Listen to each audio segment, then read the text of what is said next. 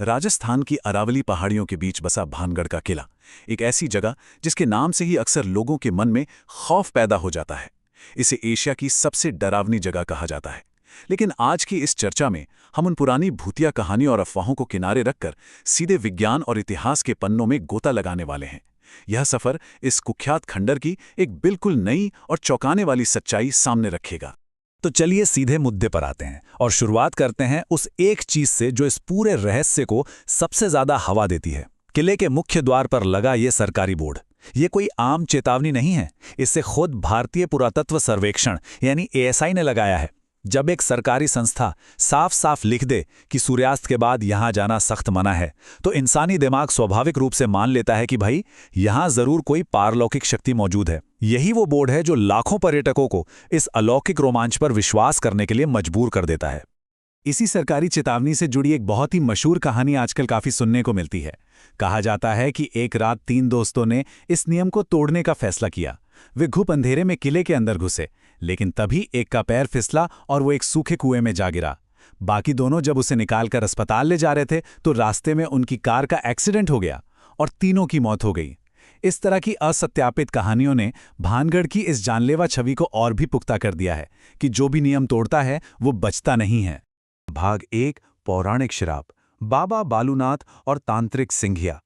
आधुनिक कहानियों से थोड़ा पीछे चलते हैं और उन पुरानी लोक कथाओं पर नजर डालते हैं जिन्हें इस शहर की तबाही का असली कारण माना जाता है। एक जांचकर्ता की नज़र से देखें तो किसी भी क्राइम सीन की तरह भानगढ़ की तबाही के पीछे भी कुछ मुख्य संदिग्ध हैं, और ये नाम सदियों से पीढ़ी दर पीढ़ी कहानियों के रूप में सुनाए जा रहे हैं। सच कहें तो ये कहानियां किसी बेहतरीन सस्पेंस फिल्म की स्क्रिप्ट जैसी लगती हैं। पहली कहानी के मुताबिक शहर बसाते वक्त साधु बालूनाथ ने शर्त रखी थी कि महल की परछाई उनके घर पर नहीं पड़नी चाहिए, लेकिन महल 7 मंजिला बन गया, परछाई पड़ी और साधु के क्रोध ने शहर बर्बाद कर दिया। दूसरी कहानी और भी ज्यादा नाटकीय है। कहते हैं कि सिंघिया नाम के एक तांत्रिक ने खूबसूरत राजकुमारी रत्नावती को पाने के लिए एक इत्र की शीशी पर काला जादू किया। राजकुमारी ने वो शीशी एक पत्थर पर दे मारी और वो जादुई पत्थर तांत्रिक को कुचलता हुआ चला गया। मरते मरते तांत्रिक ने श्राप दे डाला कि पूरा भानगढ़ तबाह हो जाएगा और यहां कोई कभी दोबारा जन्म नहीं लेगा। सुनने में इंसानी दिमाग को यह सब कितना रोमांचक लगता है ना? लेकिन यहीं पर हमें इस डरावनी कहानी को अचानक रोकना होगा, क्योंकि जब हम इन दिलचस्प किस्सों को ऐतिहासिक दस्तावेजों के ठंडे और कठोर लेंस से देखना शुरू करते हैं तो एक बहुत ही बुनियादी और चौंकाने वाला सवाल सामने आता है। क्या जिन किरदारों पर भानगढ़ की भूतिया होने की पूरी नींव टिकी है वे सच में कभी अस्तित्व में थे भी?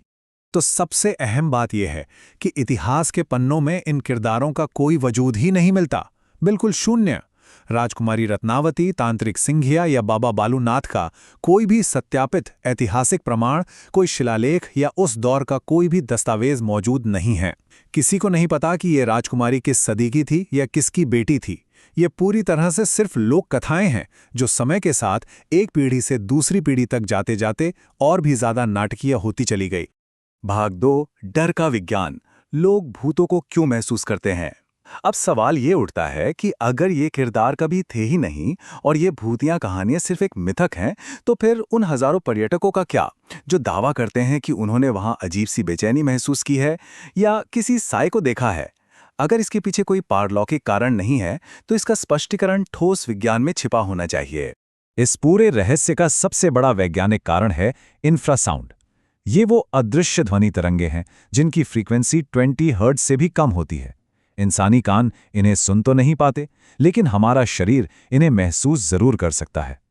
जब भानगढ़ की पुरानी, टूटी हुई और भूल भुलैया जैसी पथरीली इमारतों से तेज हवा गुजरती है तो प्राकृतिक रूप से ये इंफ्रासाउंड पैदा होता है। इसके अलावा भानगढ़ सीस्मिक जोन 4 में आता है, जहां जमीन के नीचे होने वाली मामूली हलचल भी ये घबराहट पैदा करने वाली तरंगे उत्पन्न कर सकती है। विज्ञान की इस बात को साबित करने वाला एक बहुत ही मशहूर किस्सा है। 1980 के दशक में विक टैंडी नाम के एक ब्रिटिश इंजीनियर को अपनी लैबोरेटरी में अचानक भयानक पसीना आने लगा, ठंड लगने लगी और एक ग्रे रंग का साया भी दिखाई दिया। उन्हें लगा कि लैब में सच में कोई भूत है, लेकिन अगले ही दिन पता चला कि उस लैब में लगा एक नया एग्जॉस्ट फैन ठीक 19 हर्ट्ज का इंफ्रासाउंड पैदा कर रहा था। जैसे ही वो पंखा बंद हुआ, इंफ्रासाउंड खत्म और वो रहस्यमयी भूत भी हमेशा के लिए गायब हो गया। और ये बहुत ही शानदार तरीके से दर्शाता है कि हमारा दिमाग हमारी अपेक्षाओं के आधार पर कैसे अपनी खुद की एक वास्तविकता घड़ लेता है। इसे सुझावशीलता या सजेस्टेबिलिटी कहते हैं। 2008 में गोल्डस्मिथ्स यूनिवर्सिटी ने एक प्रयोग किया था। लोगों को एक बिल्कुल खाली, साधारण सफ़ेद कमरे में बैठाया गया और बस इतना बता दिया गया कि ये जगह भूतिया है। वहाँ छुपे हुए उपकरणों से केवल इंफ्रासाउंड पैदा किया गया। नतीजा, कई लोगों ने कमरे में किसी और की मौजूदगी, चक्कर और गहरी दहशत महसूस की। मतलब, जब दिमाग को पहले से बता दिया जाए कि जगह डरावनी है, तो शरीर बिल्कुल वैसा ही बर्ताव करने लगता है। इस वैज्ञानिक व्याख्या में एक और बड़ी दिलचस्प कड़ी जुड़ती है, जिसे पैरेडोलिया कहते हैं। ये हमारे इंसानी दिमाग की एक प्राकृतिक, विकासवादी आदत है जो बेतरतीब आकृतियों में चेहरों को ढूंढने लगती है। अब सोचिए, जब कोई भानगढ़ जाता है तो सोशल मीडिया और डरावनी कहानियों की वजह से उसका दिमाग पहले से ही डरा हुआ होता है। ऐसे में जब वो वहाँ की टूटी दीवारों, अंधेरे कोनों और खुरदुरी परछाइयों को देखता है, तो यही विकासवादी आदत उसे उन बेजान पत्थरों में भूतिया चेहरे और खौफनाक आकृतियां दिखा देती है। इसके अलावा भानगढ़ को लेकर एक बहुत ही आम दावा है कि रात में वहां से महिलाओं के रोने या चूड़ियां टूटने की आवाजें आती हैं। सुनने में ये किसी के भी रोंगटे खड़े कर सकता है, लेकिन इसकी जैविक वास्तविकता बिल्कुल अलग है। असल में ये खौफनाक आवाजें लकड़बग्घों यानी हाइना की होती हैं। रात के सन्नाटे में जब लकड़बग्घे चिल्लाते हैं तो दूर से सुनने पर उनकी आवाज बिल्कुल किसी इंसान के रोने या चीखने जैसी ही लगती है। और इन्हीं सब कारणों से हमें उस ASI के चेतावनी बोर्ड का असली और लॉजिकल मतलब समझ में आता है। असल में भानगढ़ सरिस्का टाइगर रिजर्व से सिर्फ 50 किलोमीटर दूर है।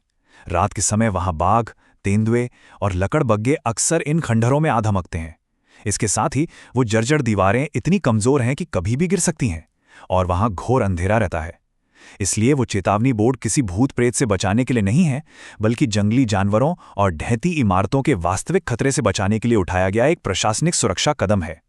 तो अब जब भूतों, श्रापों और डरावनी आवाज़ों के पीछे का विज्ञान और उसकी असलियत सामने आ चुकी है, तो एक बहुत ही महत्वपूर्ण ऐतिहासिक सवाल अभी भी अपनी जगह खड़ा है।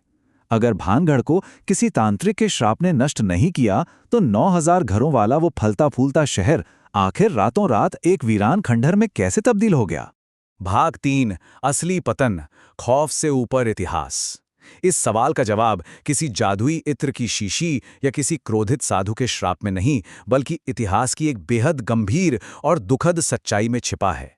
आइए अब उस वास्तविकता को उजागर करते हैं जो किसी भी हॉरर कहानी से ज्यादा खौफनाक है। चलिए आगे बढ़ते हैं और देखते हैं कि ये कैसे एक के बाद एक जुड़ता है। भानगढ़ को 1573 में आमेर के माधो सिंह ने एक भव्य शहर के रूप में बसाया था। लेकिन समय के साथ जब माधो सिंह के पोते ने पास ही अजबगढ़ बसा लिया, तो इस शहर का महत्व कम होने लगा। 1720 आते आते आमेर के राजा सवाई जय सिंह ने इस पर कब्जा कर लिया, जिससे ये एक द्वितीयक शहर बनकर रह गया। ये भानगढ़ के राजनीतिक पतन की शुरुआत थी, लेकिन पूरी तबाही आनी अभी बाकी थी। वर्ष 1783। यही वो मनहूस साल था जिसने भानगढ़ को हमेशा के लिए एक वीरान खंडहर में बदल दिया। इस साल उत्तर भारत में एक भयानक सूखा पड़ा, जिसे इतिहास में चालीसा अकाल के नाम से जाना जाता है। इस अकाल ने भयंकर तबाही मचाई और लाखों लोगों की जान ले ली।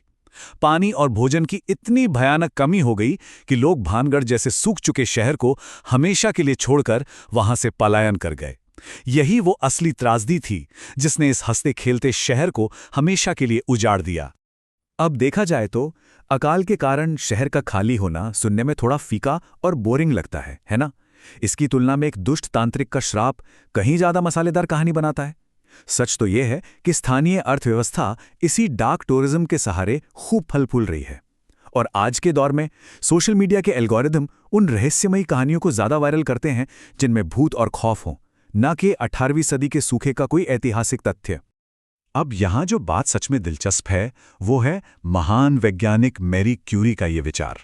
उन्होंने कहा था, जीवन में किसी भी चीज से डरने की जरूरत नहीं है, इसे केवल समझने की जरूरत है।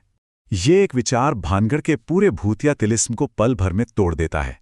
जब हम इंफ्रासाउंड को समझ लेते हैं, जब हम पैराडोलिया को जान लेते हैं और जब हम 1783 के चालीसा अकाल के वास्तविक इतिहास को पढ़ लेते हैं, तो वो सारा डर छूमंतर हो जाता है। अज्ञानता ही डर को जन्म देती है और वैज्ञानिक समझ उस डर